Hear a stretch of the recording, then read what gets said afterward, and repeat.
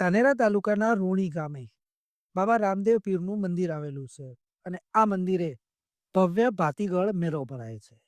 દર અજવાળી દસમે મોટી સંખ્યામાં ભક્તો અહીંયા આવે છે અને બાબાના ચરણમાં શીશ ઝુકાવે છે. ત્યારે આજે ભાદરવી દસમ નિમિત્તે મહામેળો ભરાયો હતો અને હજારોની સંખ્યામાં ભક્તોનું ઘોડાપૂર ઉમટી પડ્યું હતું. ભાદરવી દસમ ને દાડે રામાપીર ને ત્યાં મેળો ભરાય છે. 8 વર્ષોથી ભરાય. ગામનો બધાને સુખ શાંતિથી મેળો આવે એમાં ખૂબ ખૂબ અભિનંદન રામાપીર બાપુના. તો બીજી તરફથી બનાસકાંઠા જિલ્લા સહિત દૂર દૂરથી ભક્તો પેદલ યાત્રા કરી રૂણી ગામે આવેલા બાબા રામદેવ પીરના મંદિરે પહોંચ્યા હતા અને ત્યાં બાબા રામદેવ પીરને ધજા ચડાવી ધન્યતા અનુભવી હતી. આ મેળાની ખાસ વાત કરવામાં આવે તો આ મંદિર દ્વારા 45 જેટલા યુવાનોની કમિટી બનાવવામાં આવી છે અને આ 45 યુવાનો સમગ્ર મેળાનું આયોજન કરે છે. આ મેળામાં નથી તો જરૂર પડતી પોલીસની કે નથી બનતો કોઈ અણબનાવ. ગામમાં સારા એવા ભાઈચારાને લઈ આ મેળો ખૂબ જ સારી રીતે લોકોને આકર્ષણનું કેન્દ્ર બને છે. ગામ સમિતિ મેળો ભરાય એમાં કોઈ બબાલ બીજી કશું નથી થતી. અમારા ગામજનો બધા સાચવી લઈએ. અમારે કોઈ પોલીસની જરૂર નથી. અમે બધા ગામના હળી મળી અને આ બધી વ્યવસ્થા પૂરી પાડે. ધાનેરા તાલુકાના રૂણી ગામે બાબા રામદેવ પીરનું મંદિર આવેલું છે અને આ મંદિરે દર દસમે ભવ્ય ભાતીગળ મેળો ભરાય છે.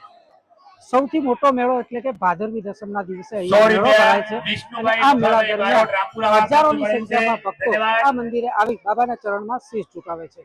તો મોટી સંખ્યામાં ભક્તો પેદલ યાત્રા કરીને આવે છે, ભક્તો નીજા લઈને પણ આવે છે અને બાબાના ચરણમાં શીશ ઝુકાવે છે. ત્યારે અમારી સાથે જોડાયા છે અહીંના સ્થાનિક અગ્રણીઓ.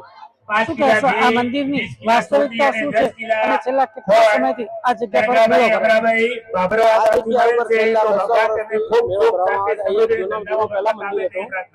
પેલા નદી આવે 1977 માં તનાઈ ગયેલો એ મંદિર આપણે તે અત્યારે પણ પૂજન થાય છે. રેલ નદી ચાલે છે એના રેલના પાટામાં રેલવે પાટા રામાપીરનું મંદિર બનાવવામાં આવે છે. આની સ્થાપના હમણાં પાછી ફરીથી મૂર્તિની કરવામાં આવી છે. છેલ્લા દર અજવાળી દસમે અહીંયા મેળો ભરાય, કેટલા ભક્તો આવે? 4-5 હર દસમી આવે ને મોટી દસમી 15 થી 30 હજાર પબ્લિક આવે. આ જગ્યા પર ભક્તો નેજા લઈને પણ આવે. શું કહેશો?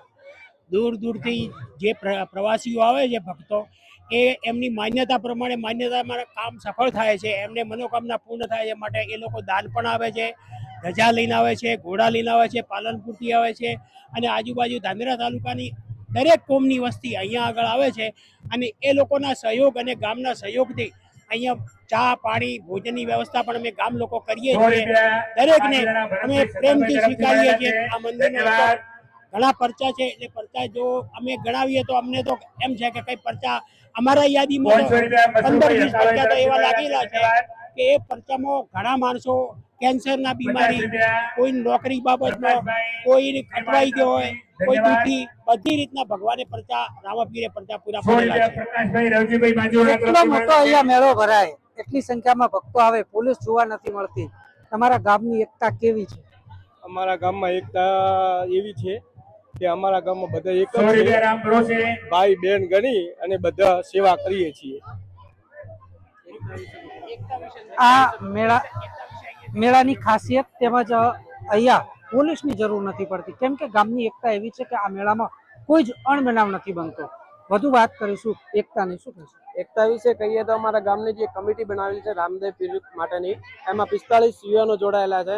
એ નોકરી ધંધા સાથે હોવા છતાં પણ પોતાનો નોકરી ધંધો છોડે નહીં એ દિવસ હોય. દર અમારે અહીંયા દર દસમે મેળો તો ભરાય છે, પણ આ મહામેળો હોય ભાદરવી જે દસમનો આવે એ મહામેળો હોય તો અહીંયા બહુ જ સ્વયંસેવકો જાતે પોતાની રીતે તૈયાર થાય અને પોતાની રીતે સ્વયંસેવકો બની છે. અહીંથી મોડે છે તમને નદી 2 કિલોમીટર છે, 2 કિલોમીટર સુધી લગભગ 200 જણા અત્યારે પણ યુવાનો ઊભા છે.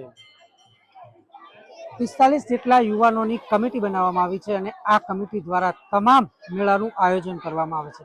આવનાર ભક્તોને કોઈ તકલીફ પણ ન પડે તે માટેનું સુચારું આયોજન પણ કરવામાં આવે છે. Suresh culture, DNR news, Dhanera.